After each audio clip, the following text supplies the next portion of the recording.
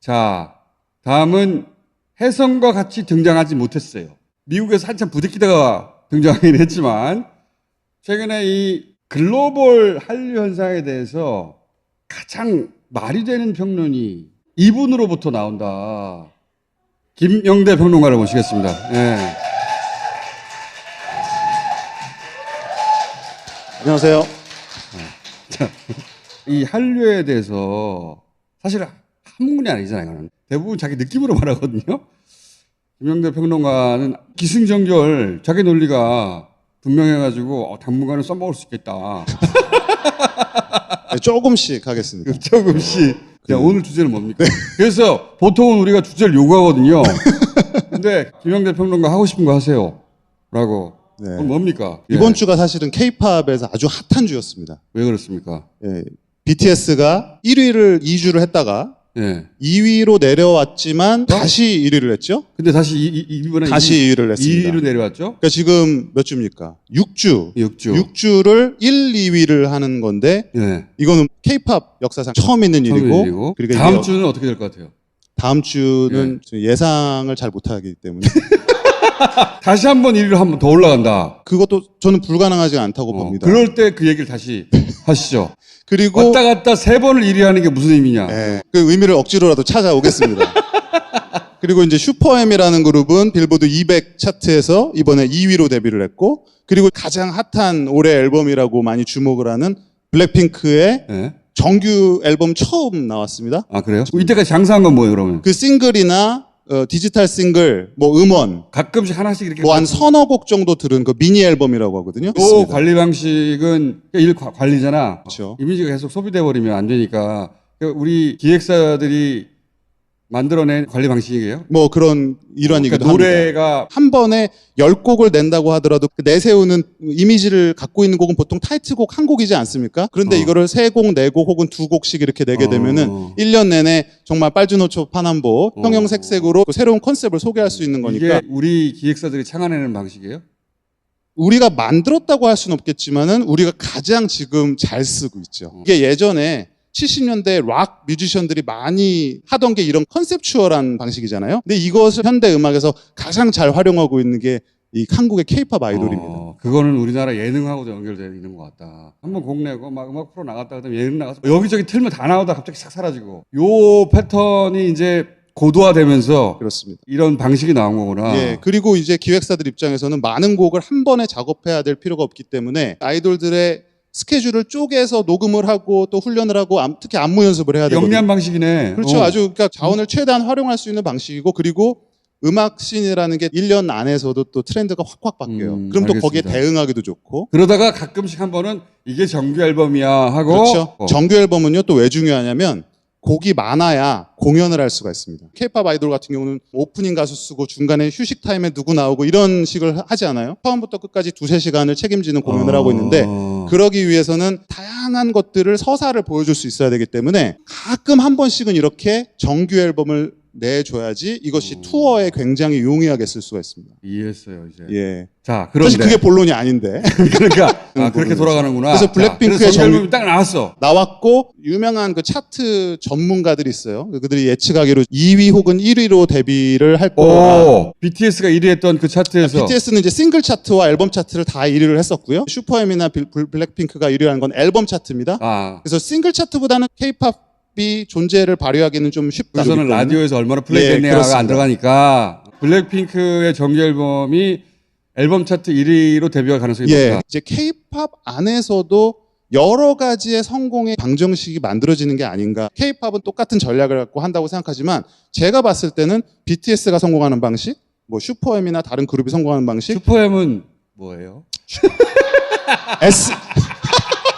SM 엔터테인먼트는 아시죠? 그렇죠. 그렇죠. SM 엔터테인먼트가 내세운 K-팝 어벤져스라고 합니다. 왜요? 슈퍼엠은 SM이 갖고 있는 그룹들에서 주요 멤버들을 선발해서 만든 북미 타겟용 슈퍼그룹이라 자신들은 K-팝 어벤져스라고 스스로를 그러니까 부르고 있습니다. BTS하고 블랙핑크의 성공을 보면서 우리도 뭔가 해야 되는데 처음부터 시작하는 것보다는 차라리 잘 먹힌 친구들을 다시 재조합해가지고 이 제안 자체도 미국 그 캐피탈 레코드라고 아주 유수의 업체인데 이 레이블에서 먼저 제안을 한 것으로 알고 있고 그리고 캐릭터의 어떤 제휴 같은 것들이 이미 물밑에서 다 진행된 상태에서 이거네. 미국 주류도 K-팝이 먹힌다는 걸 아니까 이제 이미 알기 시작했죠. 역으로 제안을 해서 그렇죠. 이거는 네, SM의 이제 북미 전략 모델이네요. 그렇습니다. 언제 나왔어요? 이게 작년에 데뷔를 했고 예, 미안해. 네? 슈퍼엠 미안해. 네, 한국에서는 활동을 하지 않기 때문에 모르실 수도 있어요. 그만큼 K-팝이라는 것이 이제 보편적으로 퍼져 있고 그 산업이 유효하다는 것이 증명됐기 때문에 이제는 최근에는 트로트나 한국의 인디, 힙합도 그들 나름의 방식으로 성공할 수 있다. 이런 이야기도 나오고 있는. 미국 주류 시장에서 얘네 장사 되는구나. 예, 지금 컬럼비아, 캐피탈 레코드 이런 미국에서 정말 최고의 그룹들이 K-팝 가수들의 음반을 프로모션을 하고 싶어하고 그들의 음반을 제작하고 싶어하고 팔리니까. 그렇죠. 저도 예전에는 샘 엔터테인먼트라든지 CJ라든지 이런 그룹들에서 홍보 메일이 왔는데 요새는 외국 회사에서 옵니다. 영어로. 김영대 평론가는 귀국 타이밍이 잘못된 거 아니에요? 미국에 있었어야 되는 상황 아닙니까 지금? 총수님을 만났지 않습니다.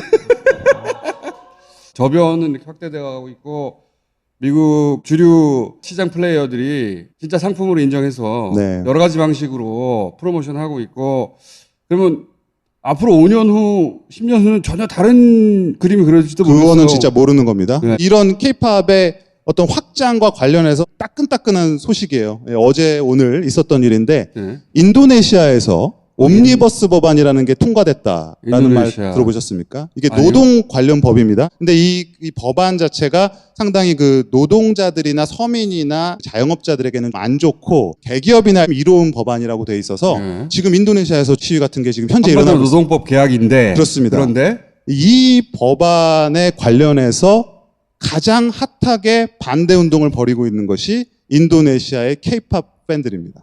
블랙 라이브스 매터 때 BTS 팬들하고 또 다른 K-팝 팬들이 연합을 해서 트럼프 대통령의 털사 집회에 표들을 다 사들인 다음에 노쇼를 했어요. 이게 화제가 되고 저도 그것 때문에 뭐 뉴욕타임즈라도 전화를 하고 막 그랬었는데 뉴욕타임즈와 통화 인터뷰를 했습니다. 근데 중요한 건 기사로 실리진 않았어요. 예. 지금 이 인도네시아 상황도 굉장히 비슷해요. 평소에 K-팝 관련한 이야기를 하는 인플루언서들이 이것에 참여를 하고 있습니다. 아이돌 멤버들 인장이라 그러죠. 인장, 프사. 그 프사를 달고 있는 수많은 계정들이 이 해시태그를 달면서 목소리를 내고 있다는 겁니다. 그래서 CNN 인도네시아도 그렇고요. 자카르타 포스트도 이거를 대대적으로 보도를 하면서 인도네시아의 K-팝 팬들이 목소리를 높이고 있다. 이거는 굉장히 의미가 있는 것 같아요. 밥 딜런, 뭐 평화를 노래하는 네. 시인, 국제적으로 인정해주는, 그러니까 그 사람 대단한 사자가 아니야. 근데 그 영향을 받은 사람들이 이렇게 받아들인 거 아니에요. BTS 그런 존재가 되어 가는 거네 이게. 그렇습니다. 처음에 이 현상을 외신들도 이들이 뭔가 조직이 있다 혹은 어떤 사람이 이거를 조장하는 움직임이 있다. K-팝 팬덤을 활용해서 하려는 뭔가 수작이 있다. 사실은 이들은 굉장히 평범한 사람들입니다. 밥 딜런이 노벨 문학상 받았잖아. 밥 딜런 스스로는 당황했거든. 응? 당황했잖아. 정서적 영향을 그렇게 받은 거예요, 사람들이. 그렇습니다. 그 음악이 가진 영향이 그만큼 대단한 건데 BTS 나중에 그런 상 받을지도 모르겠다. 평화상. 노벨 평화상 이런 거. 뭐 그런 날은 뭐 대단할 것 같습니다. 이 팬들이 정치색이 딱히 있는 사람들이 아니에요. 어떤 정치적인 의도를 갖고 있는 사람도 아니고. 그건 아직 학습이 안 돼서 그렇고 그것도 그렇죠. 정치야. 그건 정치인데 그러니까 네. 그들이 정치적으로 깨어나는 각성하는 과정인 거죠. 그렇죠. 근데 그 말을 듣다 보니까 걱정이 생겼네. 이 BTS의 멤버 하나하나 자기가 생각하는 것 이상의 메신저가 되고 있는 거거든요. 그렇습니다. 예. 그 BTS 멤버들 공부를 좀 해야 되겠네, 이제. 이게 바닥이 나요.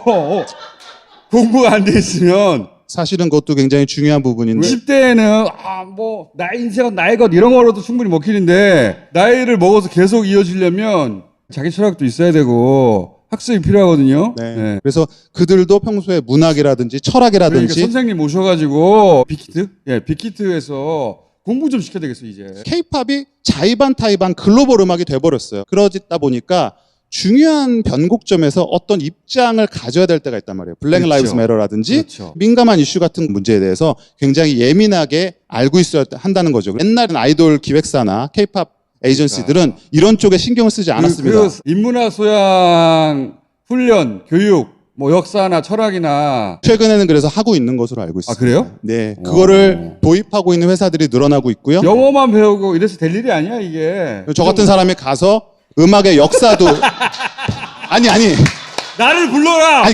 그런 경우가 있다고 해요. 예, 그런 음악 전문가라든지. 나를 부른 건 아닌데. 아닙니다. 나의 경쟁자인 누군가를 불렀다는 소식을 들었어요? 비슷합니다.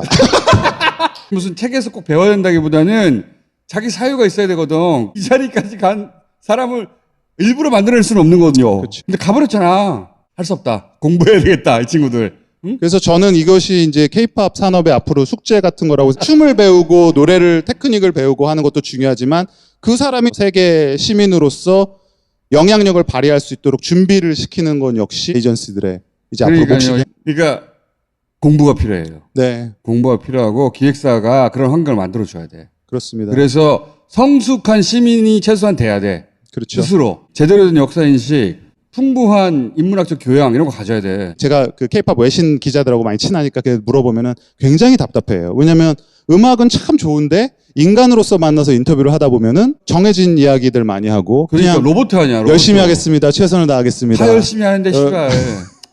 여러분, 제가 영국 배우들을 좋아하는 이유가 영국에서 어떤 수준에 올라간 배우들은 인문학적 소양을 갖추고 있어요. 말이 돼. 스타 시스템에서 육성된 사람들이 아니다 보니까 매력적인 인간이 못생겼는데 이 얘기를 듣다 보면 이 친구 매력적이네 네. 라는 생각을 갖게 돼요. 그런 가수들이 됐으면 좋겠다. 그거를 이제 예민하게 느끼는 쪽은 빨리 변화하고 있고요. 아직도 그걸 모르는 쪽도 많이 있어서 제가 좀 답답할 때가 있는데 나를 좀 섭외해라. 네. 최백은 교수님은 책이라도 파는데 뭐 없어요? 팔 거? 저는 BTS 더 리뷰라는 책을 작년에 나와서 지금 5개국으로 번역돼서 네, 나와 있습니다. 자, 네. 김영대 평론가를 부르세요. 요즘은 어릴 때부터 뭐 그 나라 언어 배우고 하잖아요. 그 기능이거든.